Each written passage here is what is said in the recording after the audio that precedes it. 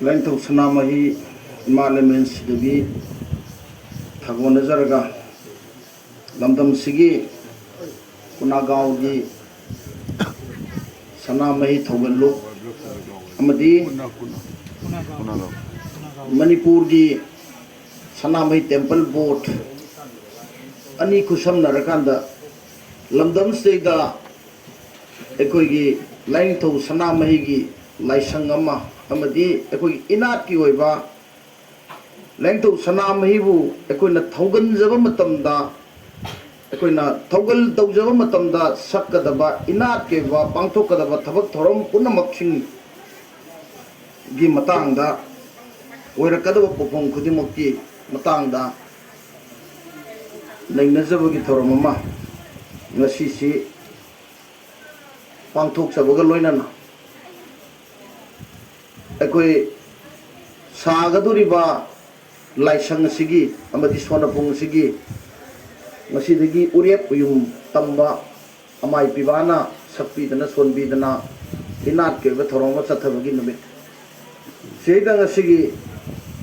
Dai the Lengsan Biriba Koi Waza Munindro Koi Now Sibata Teluang Nando Luang Duling Biriba Akoi Lamdam Sigi Ali Bungo Mayam Punoku Among Toina Panjadraga Subsanjaraga Kurumjari Loinana Koi Lamdam Lamdam Si Manipur Sanale Paktagi Morang Haiba Manipurgi Puari da Sabu Nadana Lairaba Adugumba Mapam Dagi Lak Biriba Akoi Ifai Ton Sing Maroina Koi Mama Sing Su Yauri Nimai Hoi Amusumai Kangbu Layu Mayam Punoku Ay Kurumjari Aina Yamna Thamoi Siangna Aina Masid Kibamsda Lebada Matik Sabara Sadabara Aduga Aingon Masiki qualified Si Oirabara Oidribara Highway Wai Kangde Aidi Tasengna Aigi Thamoi da Silevi Isina Karigumba Maitai Gi Oitaragadi Tasengba Maitai Koisi Kanano Kari Lining Kari Chinjak Sai Kamai Todana Koi Sai Lising Kaya Itihas Semai Sai Lising Kaya Puari Sagona Dralai Haibase Mipung Kudimakta Haigera Haivera Nambam to E Haibase Ai Masim Aingoda Tamta Aduna Masida Akapa Lejadana Ai Tamoi the Pangjaba Kara Lejaba Kara Haipam to E Masida Ikaibam Toke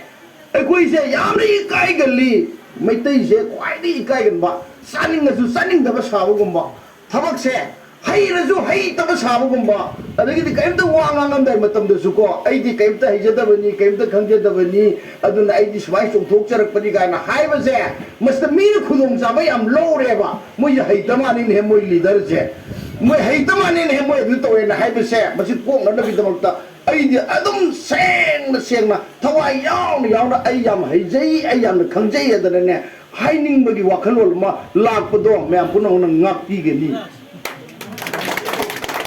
Ado ngasi de aikoi sa amtang punjang si aikoi so ina tari ba puthribi da leiriba aikoi gi malem sa leiriba maitai khunai sing se thamna sakibagi maram amam lerangani soidra lerangani London da maitai kamai legi Europe da maitai kamai legi China da maitai kamai legi Bangladesh da kamai legi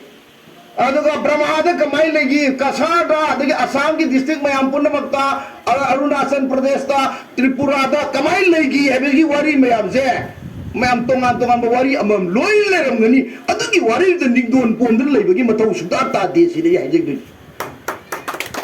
Adigi wari da ningdon pondul leiba da de masi pun masi kanana silli na ita gadi ko Lengthau Sanamahi na nakoi na legi da mafam do nakoi de yela bani habegi wakalol mal kanbaga loina na nakoi na sappa matamda Sanamahi na loina duna salli marabaduna ne nakoi na kasada leirabasu Bangladesh da leirabasu edi mafam da leirabasu nakoi yungi kasin da Sanamahi amam leina bagi wakalol thamoi de pui base Sanamahi na leining da noi de injalli bani habegi phobiganu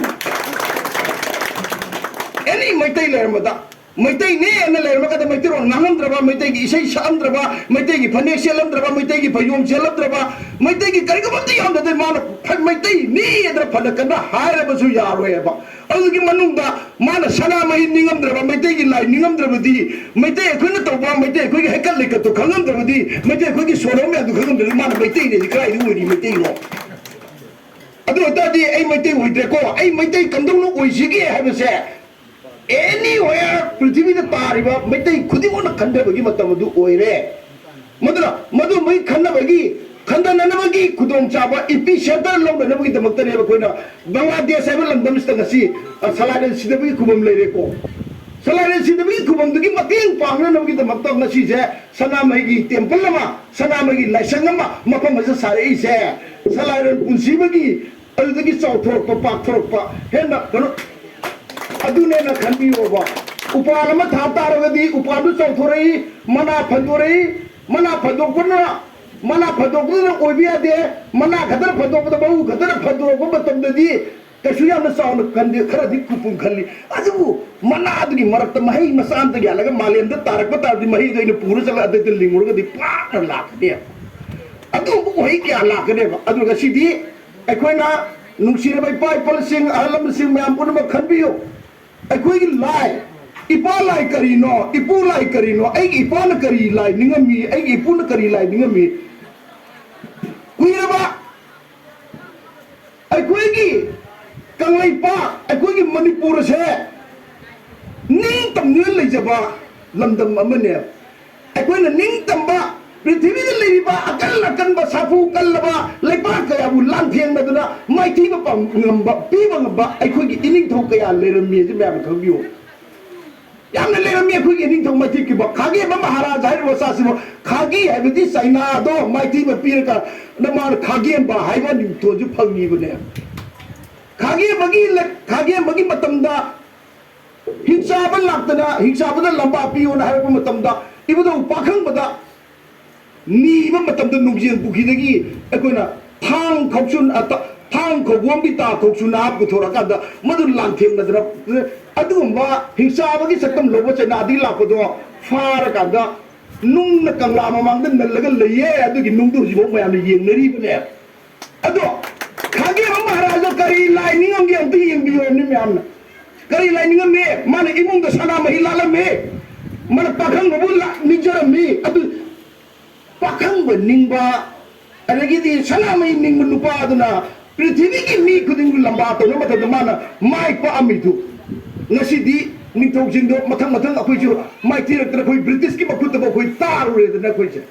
British ki makut ba tarai du kai no da sum khalu ba tadai sum gwa khare sum khalu ba tabda o akhoi gi lining nabi du sorak tada atai lai mayam jin ning uduna akhoi gi ipana takpiramba ipuna takpiramba akhoi gi thogolon kya du karak tana thachi khasi mang tana akhoi gi lingjian mang gi bu ore ko akhoi gi lingjian nu ngasi mo hanjan je hai tar gadi ipa nuksiba ima nuksiba do mo hanjan je hai tar gadi ipa ima bu sak takpiriba lining tho mu ning ba thau tare sana mai ning ba thau tare sana mai ning ka da imung amada sap saba imung dugi yumba lo la ni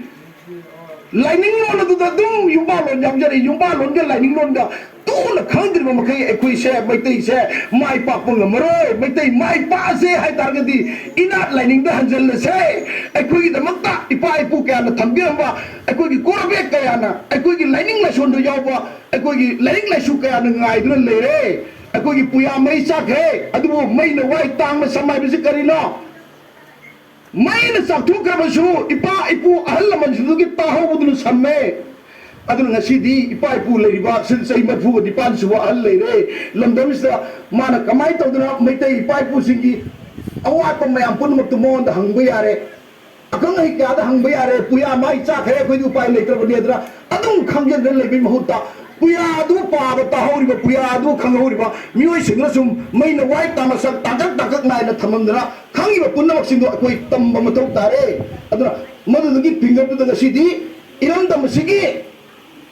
izati sigi ipurba sigi angang sama sajin sai kundagi na kutra bogi manung da lebe sing na ipa lai pamjare ipu lai pamjare ai de lai do sana mahida ai di ꯊꯃꯣꯏꯁꯤ ꯀꯠꯊꯣꯛꯆꯔꯦ ꯉꯁꯤ ꯍꯥꯏꯕ ꯅꯨꯃꯤꯠꯇꯒꯤꯅꯦ ꯅꯪꯕꯨ ꯅꯤꯡꯖꯔꯒꯦ ꯑꯃꯨꯛ ꯍꯟꯅ ꯑꯇꯣꯞꯄ ꯂꯥꯏ ꯑꯃꯗ ꯅꯤꯡꯉꯔꯣꯏ ꯍꯥꯏꯗꯅ ꯋꯥꯁꯛ ꯂꯧꯕꯒꯤ ꯊꯧꯔꯝ ꯄꯥꯡꯊꯣꯛꯄꯁꯦ ꯑꯉꯛꯄ ꯐꯝꯅ ꯅꯨꯡꯉꯥꯏ ꯋꯥꯁꯛ ꯂꯧꯕꯒꯤ ꯊꯧꯔꯝꯁꯦ ꯈꯔ ꯍꯦꯟꯅ ꯑꯦꯛꯁꯄꯥꯟ ꯇꯧꯔꯀꯥꯟꯗ ꯂꯥꯏꯅꯤꯡꯊꯧ ꯁꯅꯥꯃꯍꯤꯕꯨ ꯑꯩꯈꯣꯏꯅ ꯀꯟꯅ ꯈꯨꯔꯨꯝꯖꯔꯕ ꯃꯇꯨꯡꯗ ꯃꯅꯤꯄꯨꯔ ꯁꯅꯥ ꯂꯩꯄꯥꯛꯇ ꯅꯠꯇꯦ ꯄ꯭ꯔꯤꯊꯤꯕꯤꯗ ꯃꯩꯇꯩꯅ ꯃꯥꯏ ꯄꯥꯛꯅ ꯈ꯭ꯋꯥꯏꯗꯒꯤ ꯐꯕ ꯀꯥꯡꯂꯨꯞꯀꯤ ꯃꯥꯡ ꯊꯥꯗꯨꯅ ꯍꯤꯡꯕ ꯉꯝꯒꯅꯤ ꯍꯥꯏꯕ ꯋꯥꯐꯝꯁꯦ ꯊꯝꯖꯔꯒ ꯇꯦꯟꯖꯟꯖꯒꯤ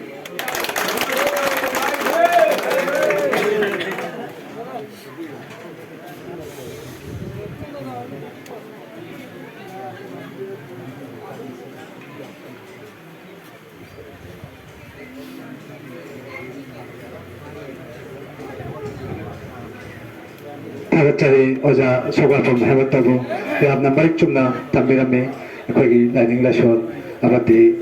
ꯃꯩꯇꯩꯒꯤ ꯑꯣꯏꯕ ꯋꯥꯔꯤ ꯀꯌꯥꯇꯪ ꯑꯣꯖꯥꯅ ꯊꯝꯕꯤꯔꯝꯃꯤ ꯃꯊꯪꯗ ꯑꯩꯅ ꯊꯧꯔꯝ ꯑꯁꯤꯒ ꯃꯔꯤ ꯂꯩꯅꯅ ꯉꯁꯤꯒꯤ ꯊꯧꯔꯝ ꯑꯁꯤꯒꯤ ꯇꯧꯕꯤꯕ ꯑꯣꯏꯅ ꯄꯥꯡꯊꯣꯛꯂꯤꯕ ꯐꯝꯄꯥꯛꯇ ꯑꯣꯖꯥ ꯀꯩꯁꯥ ꯃꯅꯤꯟꯗ꯭ꯔꯕꯨ ꯉꯁꯤꯒꯤ ꯊꯧꯔꯝ ꯑꯁꯤꯒꯤ ꯃꯔꯤ ꯂꯩꯅꯅ ꯑꯃꯗꯤ ꯋꯥꯔꯣꯏꯁꯤꯟꯒꯤ ꯃꯈꯥꯗ ꯑꯩꯈꯣꯏꯒꯤ ꯌꯥꯝꯅ ꯃꯔꯨꯑꯣꯏꯕ ꯋꯥ ꯉꯥꯡꯕꯤꯒꯅꯤ ꯑꯣꯖꯥ ꯉꯁꯤꯒꯤ ꯊꯧꯔꯝ ꯑꯁꯤ ꯊꯧꯔꯝ ꯃꯄꯨꯁꯤꯒꯤ ꯃꯈꯥꯗ ꯋꯥꯔꯣꯏꯁꯤꯟ ꯑꯣꯏꯅ ꯑꯣꯖꯥꯅ ꯑꯗꯨꯝ ꯀꯣꯏꯁꯟꯖꯔꯤ ꯑꯣꯖꯥ ꯀꯩꯁꯥ ꯃꯅꯤꯟꯗ꯭ꯔ vice president Lainingthou Sanamahi ꯂꯥꯏꯅꯤꯡꯂꯨ ngasi yairparaba numit asida haibadi lainingthau sanamahi lainingluki sonapung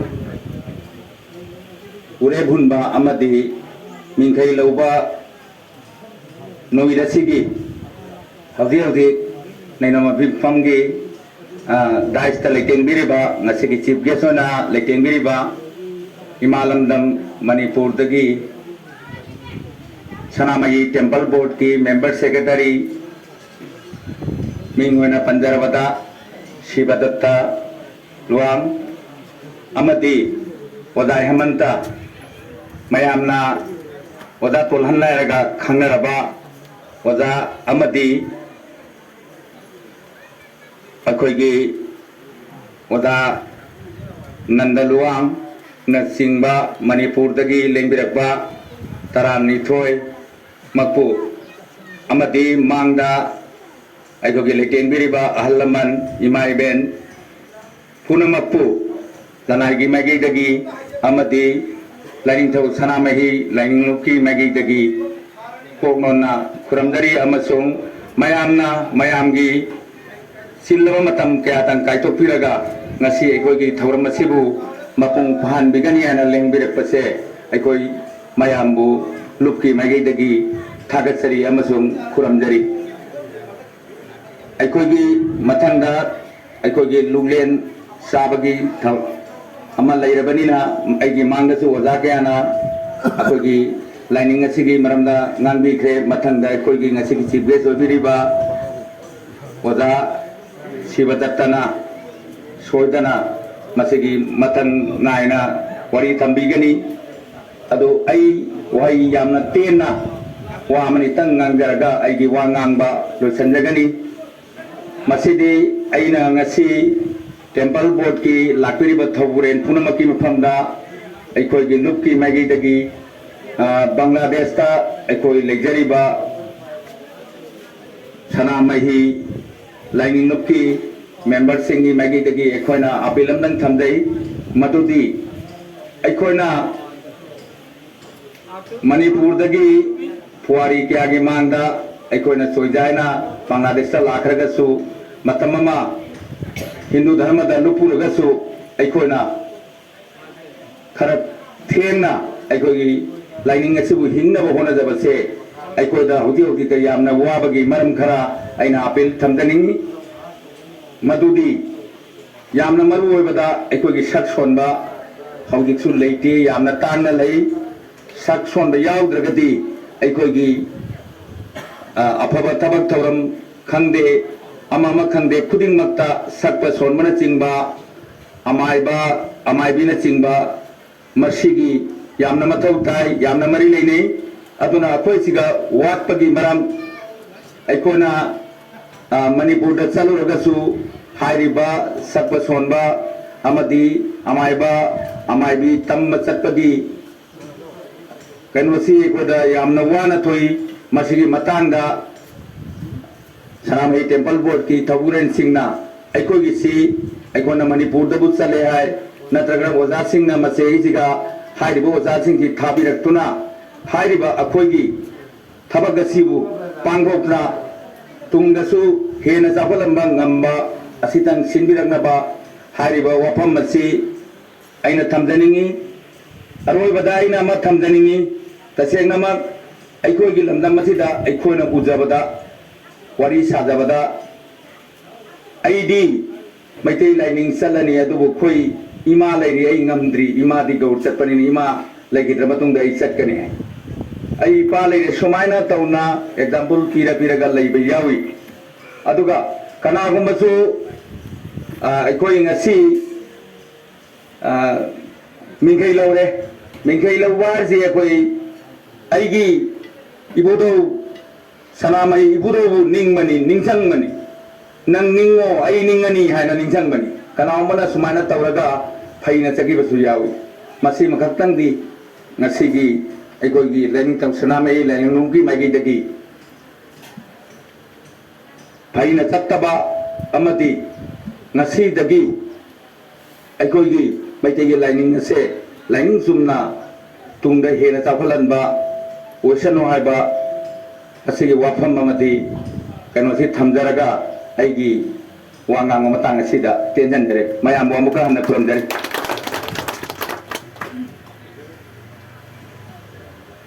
Thagatari Oja Kesham Marendrabu Matanga Masigi Thara Masigi Athoiba Mithungona Pabakta Pambiriba Oja Masnam Shibata Ruang Member Secretary Daningtho Sanamai Temple Board Oja Dagi Mamandeva Wafam Tambiyavidabak Taramna Kosinjari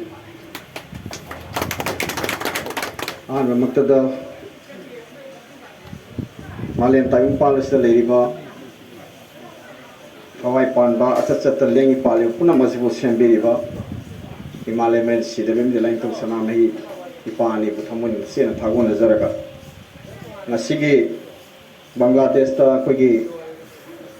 Lain Tong Sanamahi Lining Loop Haidana English ngani tara taruk tegi safong birakhe badu humbalu basina anirak shuboina aikoigi imai pagi mingkhai loba aikoigi tongan ba mingthon da haiba tare akoi dana hujik se liglam da halak pa hai dana hujik aikoigi Manipur da aikoigi nungti jagi mi mayam se langman dana aikoina thama da ahan ba thangja amadi ani chuba thangja natragana ahan ba nomaijing natragana ani shuba nomaijing sinatana aikoi Sigumba linglam da halakpagi thoramse pangthogumsi loinana amu pangthokpadasu mioi shani dagi helagumsi haiba akoigi board ki oiba dugumba lengdaba wareba masu leijadana hujikse aina thamjaningi si aikoigi ngasi mingkhai lobiriba sigumna aikoigi laiming loba natragana aikoigi linglam da halakpa haidana aikoi pangthoiba mayamse aikoigi mitegi hobum sapam oiriba dugumba iramdam kanglaipak Manipur da yamna ithadi pungumna hujikse lae haibaduna ina hanra thamjani adugumba mingkhai lobagi anirak shuba adugumba thoram loinana laintok sanamai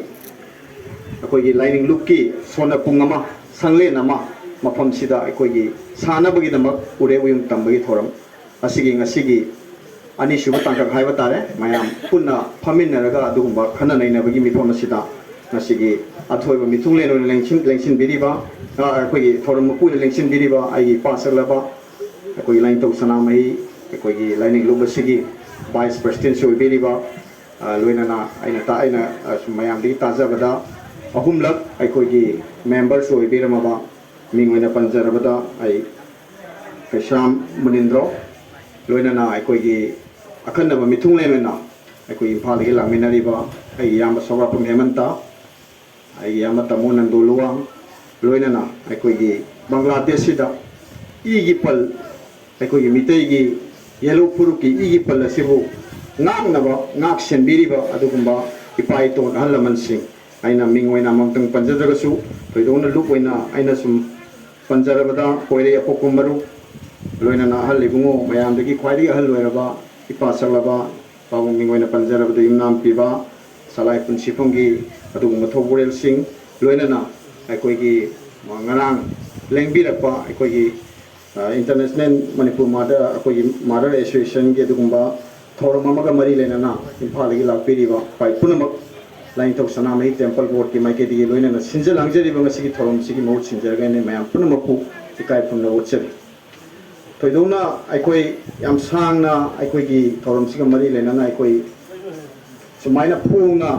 ngangna bada yadaba wari mayam ama aikoi leigani na khale tangkak naina kakhan naina aikoina masida marumda ka manungda sanagadaba wari khanagadaba wari mai palaga thorum da khanagadaba wari mayam ama koi hosi khaidokku mathau tai na khale aikoi ngasagi mayam mamangda thambiramba aikoigi ifurup sibu kannabagi damakta maiga isungi thotang lobiriba ahalaman marong pang khana thambiramba mayam singadu da koi khanagadaba mayam ama lei masigi manungsanna aikoina laindok sanamai temple board na su aikoina telaba sahi amani sida aikoina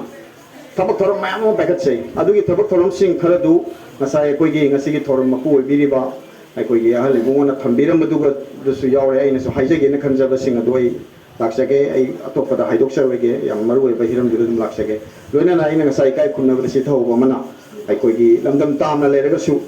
aikoigi lain thau sanamahi laining lu asigi aikoigi thobure loibiriba aikoigi president gi thau biriba ai pasalaba hamom tonu babu mere baat ta lega su akoina leijeriba mafum du da su nga laitana kamaina tawri kari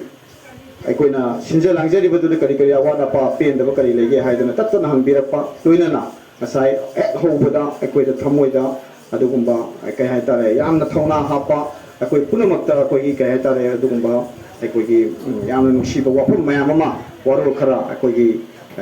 sindi langbiriba aigi marup nupi amana thambigiba adugumba thambigiba halibungo du busuina ikai khunda utseri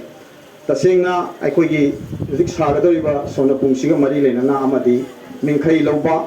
loinana aikoigi hairiba lining loba se aikoi line tok sanamai temple board malem da leiriba sanamai lining satlaba singi atop purup singi leiriba temple board natraga atop leiriba mayam lining purup singi leiriba dumaina sanamai lining sasariba singi amatta ngairaba laingang na sakhangaba laingang na wayen pathabam gi makhada thabak tau haina thau sinaraba adugumba temple board sida aikoina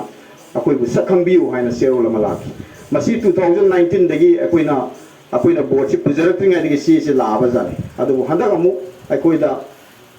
akoi copy si amu xerox copy amu attach koroga thabirei masi ubudai board ki halaman sing mayam dai atuba emergency meeting amaina call tawjara kanda as masi di akoi senthungi leiba leitaba ma akoi sangba amata thidana masi pandhaba tawdana akoi mayam masi akoina sakhang si pimina si PC hai ba wapam si putopi toksai loina na mayam loina mani yabi loina thorum ase akoi kana satkani hai base akoi kopna tatu kasin tawrakanda laibak thibadi akoi gi mingkhai logo sida na thorum sida Bangladesh da laksaning ba mayam ama hojiksi passport pai da number moidana lapangam gi da mayam ama lehore adubu akoi chatringai da akoi na mayam da thamjarami akoi gi sangka ba gi thorum sida di akoi mayam puna mo hupta na sasi adana passport lok thokpiro haidana akoi si ngarang bauda mioi taragi matakta hojik passport process to bo hogre adugi manungda mayam na thoido nuna khawra na ngai biriba akoi hamom oja doni akoi hojik ma passport ki process ta togre masu athubada akoi sangka ba si togdingai da masu Bangladesh soidana laani haina gi thajara thamje loinana haiba sona pungsi sange je sana bagi damakta akoina sumna salaga mingkai loba natragana akoina sumna salaga akoina waro khara thambadi yararoi masidi akoi sagadori si Bangladesh ta leiriba akoi gi mitoi furup yellow furup si saliba sanamai lining saliba si masibu nungsidana phana kan honaraga su madugi matingbang duna di sabada kitang tapkani natar khara wagani aduna akoi su masai ta segi tingbang khara su toksi haidana khanarapada akoi nadu eragadi akoi gi adumda akoi gi mage adumda loinana akoi gi sumang kumaida toido dona yang maming lereba sana leba artist association gi akoi gi tamo heman toige lila asi ama sida purga seriti toksirana khanajabare koi tamo kamini amaduda aruba mana hojiksi pangthokkodori ngasi hujiksi sayen tha oiba loinana akoi gi lila roi singi marakta su passport pai da photo mam leibana maram moira kanda adu ergo su akoi gi special guest hoina akoi line dok sanamai temple board ki arur bawa mayam khanabada hojik akoi tamo heman tasi akoi adum meeting notice pijaraga akoi phaminna ba khanaba yawminna aduna tamusu pujarage aduga aikoi lila dugi na kona mu khadar si haidana dumaina tawje aina aduna haibadi aina thamjaningi si hairi ba serol si sonapung amadi sanglen si aikoi urebu tamba amadi thabak thorom singi siga mari lena na aikoi na aikoi gi sakam se pi badu khana badana tana aikoi na fund drive committee ma semjane fund drive committee sigi aikoi gi convener si aikoi gi yamba tamo hemanta akoi mayam board ki alaman sina sinabire loina na akoi gi nauna akoi gi lilam sida hanbira ba akoi gi happy raje rangila mayam na thoido do na akoi phagi pubada akoi sakhangbira ba mayam su yobi dana akoi na fund drive committee si sema da gidi hojik se akoi na imphal da akoi na committee si sema kanda akoi gi in mete gi pung isai sai ba jagoi isai tori ba mayam sina akoi mateng mayam pangbire letana ada yang ngakpa mana akoi na nu mo wali ngai sida akoi gi Bangladesh ta pugudo ba koi sempom je kaya no koi se khangdi akoi board ki khara ma akoi pangna ba gi khaido ga thame asa du bu sempom si kitang keno oidra ga di akoi si khara maya bagala ada le birong ga duri ba Bangladesh ki maya du na pen ba yo roi hai da khana ga le ngai sida akoi da kaya tare akoi na ching na pangthok seri ba Bangladesh ta pangthok biri ba thabak tharom si akoi mai pai thokjal phang ba hai ba tare kudak ta lupa la ma khai yo aduna lama makai si use na taza bada ai ama tamu kamini na madu exchange to matam da koi gi Bangladesh takada la amaga lising mudra ga taru 1,96,000 koi masi kusina zaragani loina na koi gi hairiba lain to sanamai koi gi lining loop se sisu koi na temple bona lain to sanamai temple bona sak khange hai ba adu gi sakang se du so koi ngasi miam de kusina zarangani adu ngasi tholunga mari le na tetang thamjaning base ngasai mayam ama thambira ma mayam re tasun khomjin jara kanda ai koi ai yam marik chumnari thamjar ro ge hojik se koi si meeting asoba koi gi lining mari lena ba ai koi ina lining mari lena ba thok thorom se koi corona so pa laga meeting aso so to woi mohta koi si meeting masa koi gi election da ai laga camera meeting gum se masi ya to mathau tai na khale koi hojik se ado masi koi gi temple board ki koi ji exercise to wa hore ado masagi masi to draga di koi sida ngana ga du si ngang ba ya da wa ma am yaw ni hai ta aduna ina subsun jara kanda hai ba ya ba le ba miyam de yaw ba ya ba kaman no ina yaw ba ya ba adu gumba ai di line du dai ma tham jara ke mayam khangbi re ma du di koi atopa se hindu gi lining gi hai rasi hindu lining da tongan ba mana pamja ba hindu lining du gi ma gi manung da lei ba ai koi gi ma gi lai mayam ma ning mai mingthol mayam ma le adugi mayam sing do hindu hairi ba magi puyom dugi manungda loina muksale aduna hujikti kari lai hindu se religion dagi hena tha wangdana adugumba hairi ba ai kogi keno si kayate hindu gi manungda leiri ba adugumba tongan ba hindu gi keno mayam sali ba mayam se kogi hindu gi civilization gi human core ne sat kharone aduna aina laksaningi se ai koi Tayo paano si sembiri ba ako gi lain tok sana may malay may si Devi ani si ako ngasay mamang da wangang may am thambi ka ako gi yumsaro si laisang ne aduna laisang ni aduna ako na ujik sana may haya kanda ako na lining si sana may haya ba si da ako na samin na dabe ya daba adu gi pungpun do ne bo ji lais mayam yung mina si ako Manipur lenga ki wena si ujik si layo pa ba haya ba tare ako gi temple board sige ako gi puwari da ahan boy na ako Manipur si minister na first ten way pidana ako gi chief minister na lakpi dana chief minister masam ning khai lo dana han ris pamjar ga lakpani ada politik yang yoba mayami manana yeng de yada baduna puna maki yaw da yada baduna tunga ma moy kanda aduna hujik se ko de yam ning dik lawri si kari no ga di 2011 gi census ta ako gi mitei sana mai saliba lining ji saliba 7.8% ne sumna gi 7.8% ka manipur da leiriba ko mitei christian mitei pangal oina ma tuan na khai do kanda aduna kai dore ko gi manipur lenga na ko se minority oire aduna malsi minority gi damakta ko mari lena ba ko gi ministry da masi ko khanan da ba yadre haidana adu gi state na mal logra loina na ko si section log da ba haiba tare ko si manada ko dun maram moiba adagi di yena ringai amaga keno to ringai sida haidu ki ma yam duna ko loina na ko gi census mikuk thi bada ko gi sanamai lining se religion gi ma pasida akoina nasi bauta akoina mikuk thi bagi yum da la ko matamda others har ma pasida koi loina ire leire wa aduna others na tragana kana umna e ke dawai ge koi di koi pai pu hindu salaga lai hindu da ko la lore le khot khre aduna hujik se akoi gi lai phwa ba tare akoi gi lamlai gi Tamu Ibumsa, Honorable MLA, Tamu Ibumsa, Masu Ina Lining, Ampam Javani, Mane Assembly the Pukapira Kanoziki, Aikogi, Mikuk Tivasida, 2011 the Yolame, Huzik, Mikuk Tivasida Sanamai, Census Court, half the Corona. Other Gadi Huziksi, Manipur Suziksi, Mikuk TV la kumatamda ay ming apupugi ming sahi lo ene melaganda religion mapaduda sanamai na thola ne aduna masi koi puno maki lai uppa bani aduna toan toan ma manadaba dudi akoi masidi khana badu loiba nai roi aduna sai koi gi salai punsipum gi kenona ai gi marumna haibiram badu akoi gi lari mo pujara bane koi sanamai lining saliwe imung amada sanaga da sana patha phaidana akoi ama phongbirame ngalingai board ki matamda masida apam pam da mayam ma yawe adubu tuthumi bedu lai upabani adudo akoina noi sana be yaroi haibu suya da bani na adubu koi kopna kana jara kanda board thau puri ko khata natana even akoi Manipur University of Culture ki vice chancellor wo yahol la kanda masu board member obirami professor Oza Gunindro koi temple board ki member obirami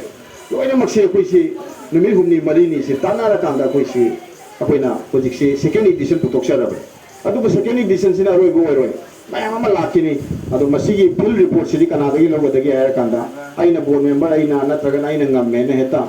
sigi akoi lana thorom se numit ahum ni de togodo bani tranga ni de togodo bani heta le pusi aba nate adu di kana dagi logo ni marik sim report sidi akoi sona pung de son basal liwa sing sidi akoi na wa se logom sange akoi di aina puthoropa sana patha aina puthoropa yem godi maki ai lai am puthorokane adu kanai de yawe adu puya adu de yawe adu ozai de kanai de yawe idu siri yawe puthorokane madu watem nabu honari ngai da koi si thok si tobu ngamda aduna mayam naina biu akoi gi lain tok sanamai temple bo na purga laksari ba akoi gi sanamai lining sela bai mung amada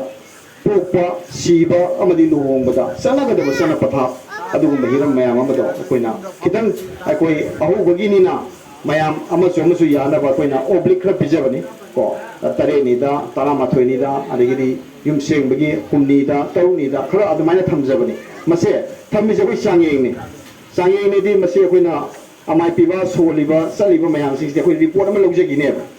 se ko thambal ga ira pu ga ni se ani se adu thangada bane da thangada bane ani mak thangada ne hai ba mayam ama leiri dana ko masi se akoi na amai piba sing de akoi report logjagi ne oza karam bane imung duna karam bane na magi penja ba nungai jagole haibana singmu mayam silawra kanda ko yamu ko gi meragi ko gi kaya tare ni pham mayam sing ko khana ra kanda madugi hapo hapsin do ko yamu to jara kine aduna aina lakshani si ko gi si yamna manung da khana ra ga sendong mina ga do mayam ma lei aduna aina Bangladesh ki som de lebi ba mayam sing ko kashu missing su yam banate aduna message da inat si ko na phajana mating laina ko gi missing hegalan je har gati masigi dang te sen chong bi ba pone bi mayam sing se ko manaba se kadai de gi manaba hoksigi ha ba wang ma thola kane madugi di am laiba kudam mamtang di ko hol phum manare bandung managa dore adu di magi chali be sil lu lim su manaba am sange adu masi ko na aina ngasi temple bottle le na ina haija begin nate akoi gobind ji temple board natraga na koi gi muslim gi maka dagi yere ki ba kangsi makon si adagi haira ki ba wai je lilung gi masajid tari ne adu sanamai lining sali ba singi di kana no bata de si mi de sapri yaroi natraga ma pu ya yam haire natraga na ma wali li yam haire na mi du philosophy de sapri yaroi aduna adugi de mutal le ri temple board se akoi pung kun mari thong hang ga lai hojik temple board le ri ba thawak tori ba sing se hana di thawak leite hojik di thawak si yaman na hojik si koi si mayam se koi kai hai tare koi thawak subi ri ba duga akoi na khara pijari ba koi gi kai hai tare adugi tawmal khangu cheri ba duga am khena ro aduna hojik akoi pipa loisang ningol loisang kai na akoi hapsal latana board member du da dai na koi na hani alaman mayam du kashu kai hai tare moida advice lo ba moi watana ba katana tana karingba thawak asu pa kala padanga makta ba kudam moina akoi gi limam da hal akoi gi mi si no mo de mi lising la ko yaw ni samapan sanipan masi mayam ji laisa da nam lo hona bada akoi gi board member ko na raktre amai bi na ko na raktre aduna koi piba lo shang ningo lo shang ko sheme adagi uji koi khensang lo shang hai dana akoi mayam akoi uji si kuthi yeng ba gi ma tongnari se koi na apulon latam se koi tongan ba sheme aduna mayam Bangladesh le bi ni mayam akoi gi kana bombana ꯑꯩꯈꯣꯏꯒꯤ ꯃꯥꯒꯤ ꯑꯉꯥꯡ ꯅꯧꯅ ꯄꯣꯛꯂꯛꯄꯗꯨꯒꯤ ꯃꯥꯒꯤ ꯄꯨꯡꯐꯝ ꯃꯥꯒꯤ ꯆꯞ ꯆꯥꯕꯗꯨ ꯊꯥꯕꯤꯔꯛꯑꯀꯥꯟꯗ ꯃꯥꯒꯤ ꯌꯨꯝꯅꯥꯛ ꯀꯔꯤ ꯀꯔꯥ ꯑꯄꯣꯛꯄꯗꯨ ꯊꯥꯕꯤꯔꯛꯑꯀꯥꯟꯗ ꯑꯩꯈꯣꯏ ꯑꯥꯗ ꯂꯩꯔꯤꯕ ꯈꯦꯟꯁꯪ ꯂꯣꯏꯁꯪꯒꯤ ꯍꯧꯖꯤꯛ ꯄꯨꯕꯤꯔꯤꯕ ꯑꯩꯈꯣꯏꯒꯤ ꯑꯩꯈꯣꯏꯒꯤ ꯁꯪꯂꯥꯛꯄ ꯑꯃꯗꯤ ꯍꯟꯖꯕꯁꯤ ꯌꯥꯝ ꯃꯃꯤꯡ ꯂꯩꯕꯅꯤ ꯑꯩꯈꯣꯏ ꯈꯨꯔꯥꯏꯗꯒꯤ ꯑꯣꯖꯥ ꯀꯣꯟꯁꯝ ꯖꯤꯇꯦꯟ ꯑꯃꯗꯤ ꯋꯥꯍꯦꯡ ꯈꯣꯡꯃꯟꯗꯒꯤ ꯑꯩꯈꯣꯏ ꯑꯣꯖꯥ ꯄ꯭ꯔꯦꯝꯖꯤꯠ ꯌꯥꯝꯅ ꯍꯩꯔꯕ ꯑꯗꯨꯒꯨꯝꯕ ꯊꯣꯏꯗꯣꯛ ꯍꯦꯟꯗꯣꯛꯅ ꯃꯌꯥꯝꯅ ꯃꯁꯛ ꯈꯪꯅꯔꯕꯅꯤ ꯑꯗꯨꯅ ꯃꯌꯥꯝꯅ ꯋꯥꯆꯞꯇ ꯊꯥꯕꯤꯔꯛꯑꯕ ꯑꯗꯨꯒ ꯃꯗꯨꯒꯤꯗꯣ ꯑꯩꯈꯣꯏꯅ ꯑꯗꯨꯝ ꯑꯩꯈꯣꯏ ꯏꯊꯣꯛꯑꯒ ꯑꯩꯈꯣꯏ ꯋꯥꯆꯞꯇ ꯑꯃꯨꯛ ꯅꯠꯇ꯭ꯔꯒ ꯏꯃꯦꯜꯗ ꯑꯗꯨꯝ ꯊꯥꯖꯔꯛꯀꯦ ꯃꯗꯨꯒꯤ ꯑꯩꯈꯣꯏ ꯀꯔꯤꯝꯇ ꯃꯃꯜ ꯂꯧꯗꯅꯕꯗꯨ ꯑꯩꯈꯣꯏꯒꯤ ꯕꯣꯔꯗ ꯑꯩ ꯄꯨꯊꯣꯛꯆꯔꯒ ꯑꯩꯈꯣꯏꯒꯤ ꯁꯪꯂꯥꯛꯄꯁꯤꯡꯗꯁꯨ ꯑꯩ ꯍꯥꯏꯖꯒꯦ ꯂꯣꯏꯅꯅ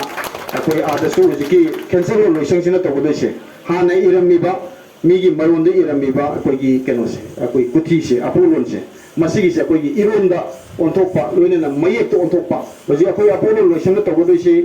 ꯑꯩꯈꯣꯏꯒꯤ ꯀꯨꯊꯤ ꯌꯦꯡꯕꯁꯤ ꯑꯩꯈꯣꯏꯒꯤ ꯃꯌꯦꯛꯇꯁꯨ ꯏꯅꯤ ꯃꯇꯝ ꯈꯔ ꯕꯪꯒꯥꯂꯤꯗꯁꯨ ꯏꯅꯤ ꯂꯣꯏꯅꯅ ꯑꯩꯈꯣꯏꯒꯤ ꯂꯣꯟꯁꯦ ꯏꯔꯣꯟꯗ ꯂꯣꯏ ꯏꯔꯅꯦꯕ ꯍꯧꯖꯤꯛ ꯇꯧꯔꯤꯁꯤ ꯑꯩꯈꯣꯏꯁꯤ ꯃꯇꯝ ꯀꯨꯏꯅ ꯊꯃꯥꯏꯔꯒ ꯂꯩꯔꯨꯔꯕꯅꯤ나 ꯑꯩꯒꯤ ꯏꯆꯥꯒꯤ ꯀꯨꯊꯤꯁꯤ ꯑꯩꯅ ꯑꯃꯨꯛ ꯄꯥꯕ ꯊꯣꯛꯇ꯭ꯔꯕꯅꯤꯅ ꯑꯗꯨꯒꯤ ꯋꯥꯍꯟꯊꯣꯛꯇꯣ ꯈꯪꯗ꯭ꯔꯕꯅꯤꯅ ꯄꯨꯔ ꯑꯃꯨꯛ ꯆꯠꯇꯣꯏꯅꯦꯕ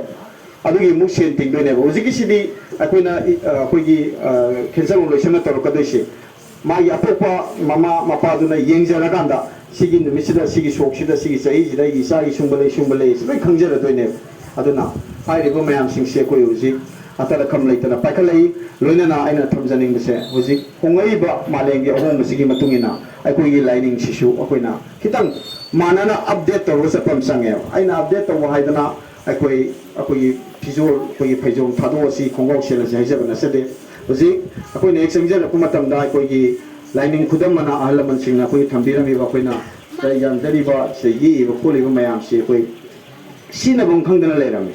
ꯁꯤꯖꯤꯟꯅꯐꯝ ꯈꯪꯗꯅ ꯂꯩꯔꯝꯃꯦꯗꯤ ꯉꯁꯥꯏꯒꯤ ꯑꯩꯈꯣꯏꯒꯤ ꯒꯥꯔꯤ ꯀꯣꯛꯊꯣꯛ ꯆꯥꯝꯊꯣꯛꯄꯁꯤ ꯍꯧꯖꯤꯛ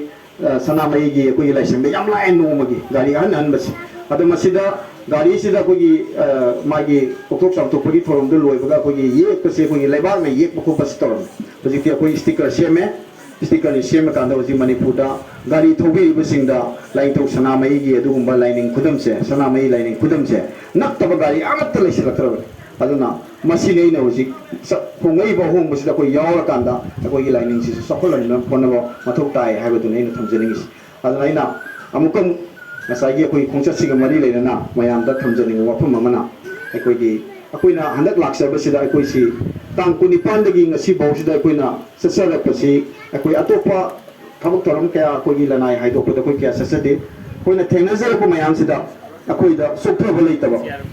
ꯀꯩ ꯍꯥꯏꯇꯥꯔꯦ ꯈꯤꯇꯪ ꯁꯥꯡꯗꯅ ꯂꯩꯔꯒ ꯅꯠꯇ꯭ꯔꯒꯅ ꯑꯊꯨꯕꯗ ꯑꯃꯨꯛꯀ ꯂꯥꯛꯑꯒ ꯃꯌꯥꯝꯒ ꯇꯥꯊꯣꯛ ꯇꯥꯁꯤꯟ ꯇꯧꯅꯤꯡꯕ ꯃꯌꯥꯝ ꯑꯃ ꯐꯥꯎꯔꯛꯄ ꯍꯥꯏꯇꯥꯔꯦ ꯋꯥꯈꯜꯗ ꯃꯗꯨꯗꯤ ꯑꯩꯈꯣꯏꯅ ꯉꯔꯥꯡꯁꯨ ꯑꯩꯈꯣꯏꯒꯤ